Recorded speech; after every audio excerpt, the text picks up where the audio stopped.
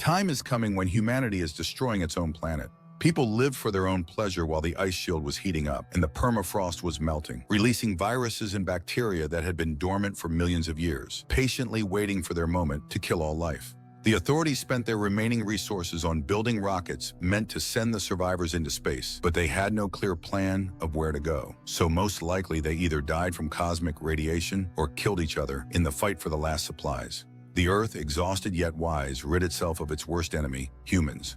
Those who survived found shelter high in the mountains, far enough from the infected territories, but no one knows how many there are. Eve is one of these survivors. She has a small military robot named Arthur, battered in the climate wars. He creaks, rattles, and looks like a homeless man, yet he still carries out his program to protect Eve, though it's unclear whom he's protecting her from. On this particular day, Eve is getting ready to head into the city, even though Arthur considers the trip dangerous. He urges her not to drink any water there under any circumstances. Eve, meanwhile, reminds him to keep a better watch on their base. When the robot expresses bewilderment, she explains it's just a joke, something the robot doesn't understand, though theoretically he knows such things exist. Eve drives into the city along a dusty road strewn with all sorts of junk left by civilization. Reaching a wrecked supermarket, she finds what she needs and, for some reason, takes a packet of lavender seeds, even though they likely won't sprout. Before leaving, she scrawls a note on the wall with the coordinates of where she lives, hoping someone will read it. When Eve returns, Arthur is there to greet her, demanding the password right away. She speaks the word and, in answer to his question, reports that she went shopping in the mall, had coffee with a friend, and in the evening attended a concert with her buddies.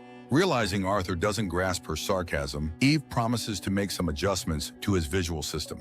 She unloads the car, having to give the password each time, much to her annoyance. Then, in a moment of mischief, she deliberately says the wrong word, prompting the robot to threaten her with a weapon. Eve resigns herself to the fact that he'll never comprehend her jokes. After the trip, Eve takes a cleansing shower and makes another attempt to reach anyone via radio, but the airwaves remain silent. That evening, she waters the plants in the greenhouse, jots down the few scraps of news she has, fixes broken items, and bounces a ball off the wall to keep herself at least somewhat entertained, while Arthur does a loop around the station's small perimeter, guarding it against unknown intruders. In the morning, Eve starts installing a solar panel and suggests to Arthur that they play riddles. She poses the first one, which he easily solves, then he offers his own.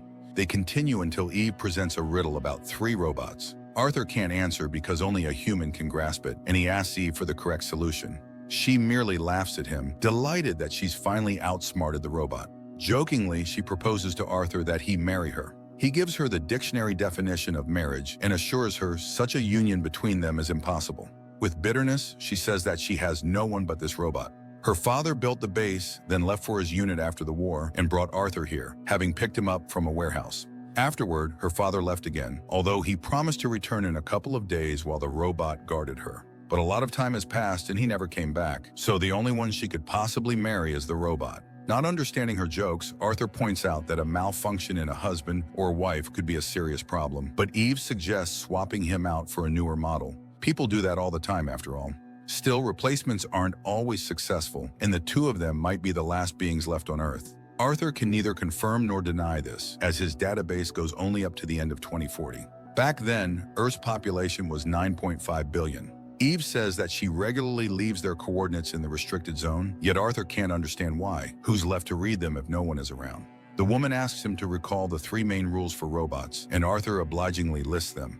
A robot must not harm a human, must obey all orders, and must ensure its own continued existence, provided it doesn't conflict with the first 2 laws. But Eve reminds him that her robot is also supposed to look for new energy sources. Arthur points out that he's a patrol robot, not a collection robot, and that his role is to prevent intruders from entering.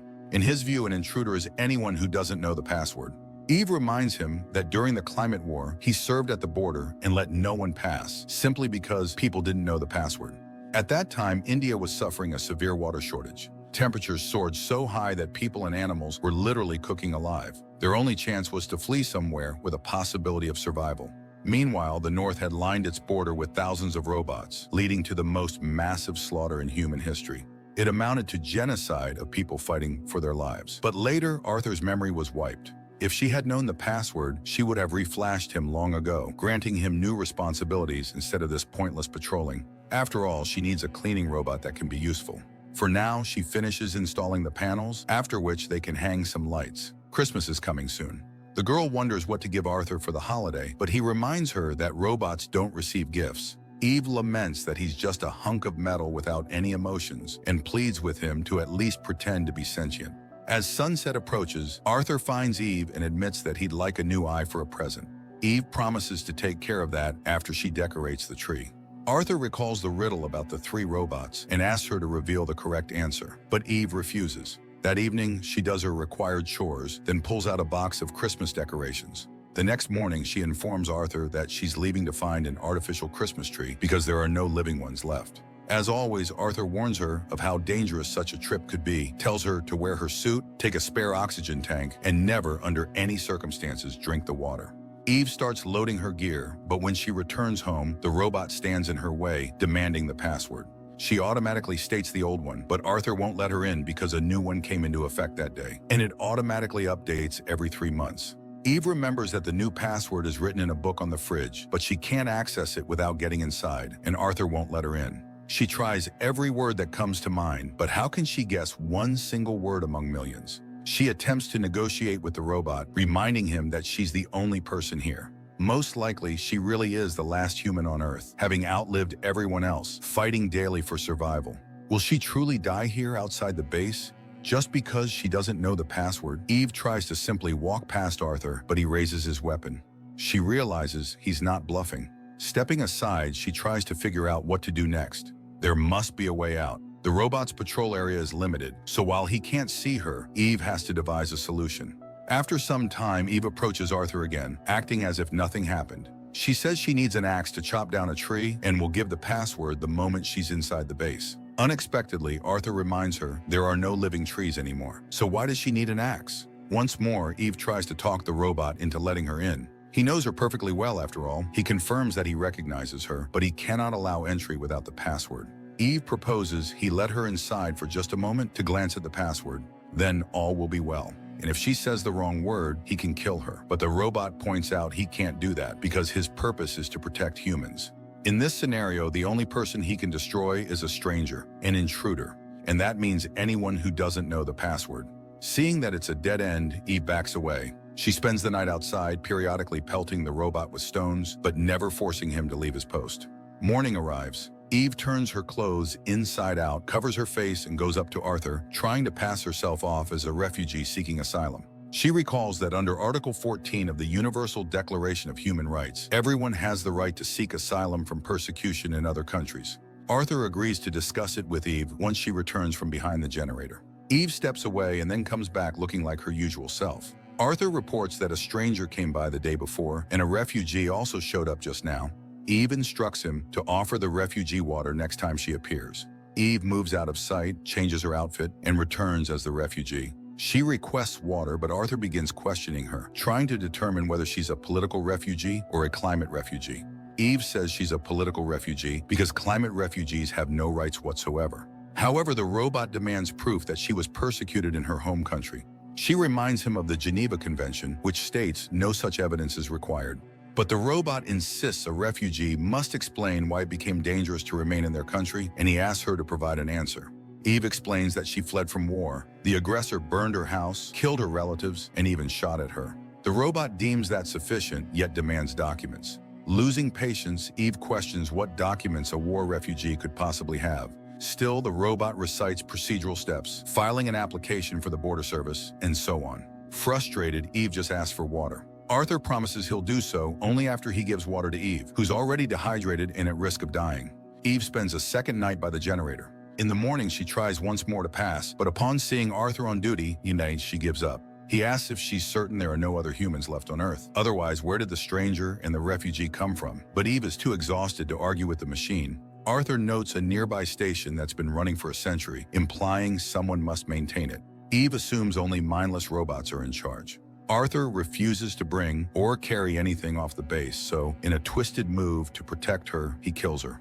Eve looks toward the distant station, convinced it's just another clueless machine stuck with its finger above the shutdown key, stopped only by a request for confirmation that it wasn't a robot. She searches her vehicle for water, but finds none. Instead, she discovers lavender seeds, plants them near the car, and begs them to sprout. Then she proposes a deal to the robot. She'll give him the answer to the riddle about the 3 robots if he lets her onto the base. But Arthur won't take the bait. She begs for water in exchange for the answer, but the robot remains silent. So Eve decides to head for that station, despite having very little oxygen left in her suit. She travels to the facility, climbing upwards so she can then descend on a rope into a huge pipe. Everywhere is desolate, though the control panel still has blinking lights. Eve searches around but can't find anything useful. She comes across a locked door with bottles on the other side, right when her timer signals that she's running out of air. So Eve removes her suit and smashes the door's small window with an axe. She forces her way in, only to find the bottles are empty. No longer bothering to protect herself, she searches the base, hears a dripping faucet, but moves on, recalling Arthur's warning. Finding nothing useful, she returns to the plateau, speeds up, and rams Arthur with her vehicle. It explodes, but the combat robot remains intact. In the morning, Arthur finds a weakened Eve and reports that a stranger tried to drive into the camp during the night. Now that stranger and the refugee are hiding behind the generator. She begs for water, but Arthur cannot leave his post. Hallucinating, she sees her father urging her to drink. When she comes to, Arthur demands the password or she will die. Later, Eve gathers raindrops from the roof, but throws them up immediately. Wryly, she comments that if Arthur were her husband, he'd help her. He simply notes she will soon perish without proper hydration.